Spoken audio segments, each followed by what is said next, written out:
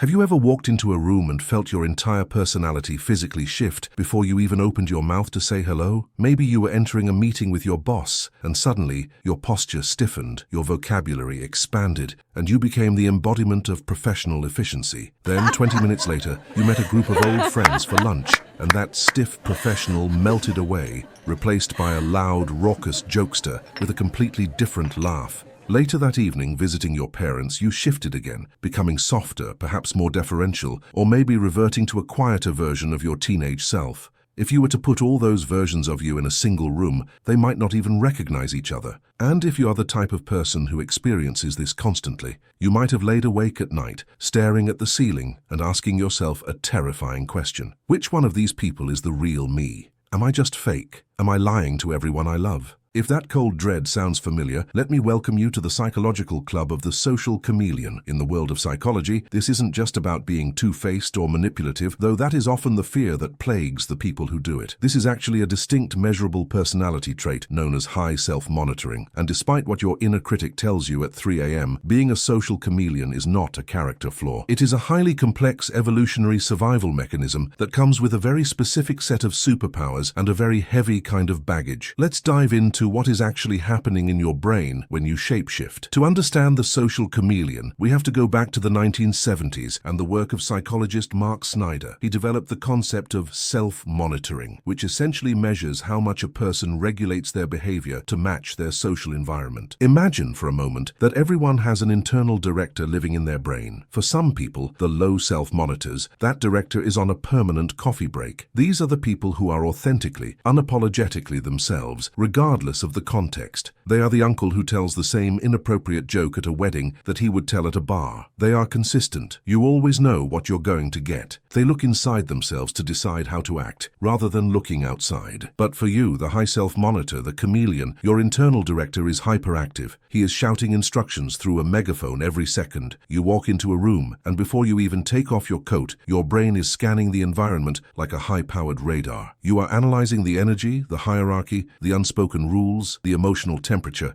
and the specific needs of the people present. And then, almost unconsciously, you curate a version of yourself that fits that specific puzzle. It is important to understand that this is not usually a conscious Machiavellian plot to deceive people. It's much more visceral than that. It's a form of social survival. For the chameleon, the environment dictates the behavior. You are fluid. You are like water poured into a vase. You take the shape of the container you are in. Now, why do we do this? Why do some of us develop this intense need to blend in while others are happy to stand out? For many, the roots of this behavior are tangled up in our early development. Often, social chameleons grow up in environments where reading the room was necessary for safety or emotional stability. If you had a parent who was volatile, or if you moved schools frequently, you learned very quickly that there was no one right way to be. You learned that to survive or to be loved, or just to avoid conflict, you had to be what the other person needed you to be. You became an expert at scanning for micro-expressions. You learned that if mom is sighing loudly, you need to be the quiet helper. If dad is in a good mood, you need to be the happy audience. Over time, this survival tactic hardens into a personality trait. You become so good at reading others that you stop reading yourself. This brings us to the tragedy of the chameleon. While this ability allows you to navigate almost any social circle with grace, it creates a profound sense of loneliness. Because if you are always tailoring yourself to the person you are with, you eventually run into the problem we started with. Nobody truly knows you. How can they? You've never fully shown them the whole picture. You have shown the boss the professional, the friends the jester, and the partner the lover, but you have carefully kept the parts of yourself that don't fit those contexts hidden away. This leads to a phenomenon that psychologists call imposter syndrome, but a very specific flavor of it. It's not just feeling like you aren't good enough, it's feeling like you are a fraud, because your personality feels performance-based. You might feel a lingering guilt thinking, if these people knew what I was really like or how different I am with my other friends, they would think I'm a liar. There is also the exhaustion.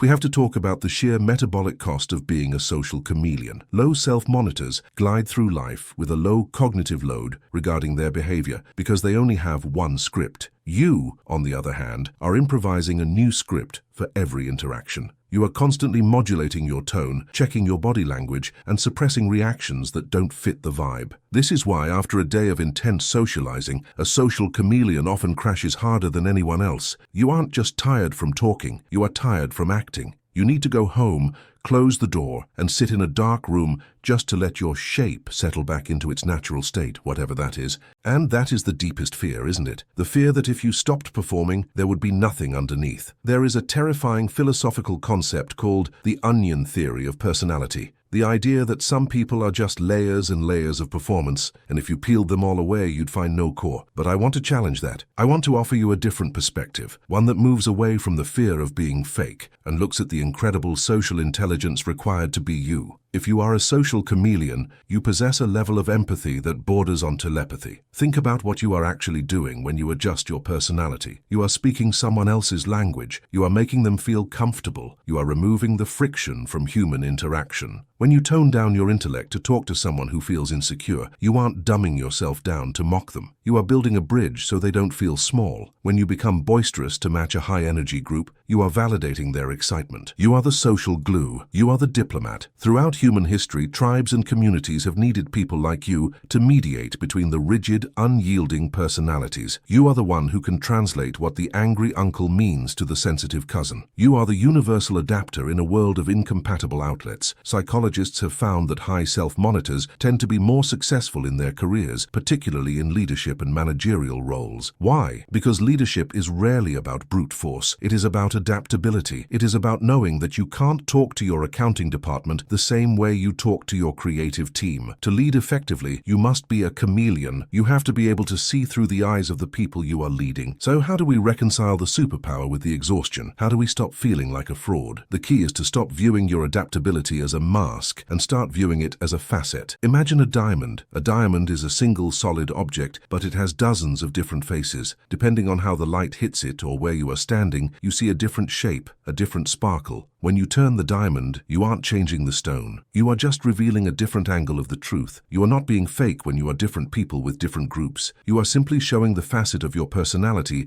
that resonates with the light in that room. You are highlighting the part of you that connects with them. The fact that you have a party facet and a serious intellectual facet doesn't mean one is a lie. It means you are complex. It means you contain multitudes. The danger only comes when you get stuck in a facet that you hate. If you find yourself shape-shifting into a version of yourself that violates your core values just to please someone else, if you are laughing at a cruel joke you don't find funny, or agreeing with a political opinion you despise just to keep the peace, that is when the chameleon has lost control. That is people-pleasing, and that is a poison. True social dexterity is about choice. It is about walking into a room, sensing what is required, and consciously deciding, yes, I can pull that part of myself forward today, or deciding, no, that's not something I'm willing to be right now. It is also crucial for the social chameleon to have a backstage. You need a place or a person where the director puts down the megaphone. You need a sanctuary where you can be messy, inconsistent, and contradictory without fear of judgment. This might be a partner who knows all your versions, or it might be solitude. For the chameleon, alone time is not just about recharging energy. It is about remembering who you are when nobody is watching. If you have spent your life feeling guilty for your fluidity, I want you to take a breath and let that go. The world is full of rigid rocks who cannot change, who crash into each other and cause sparks.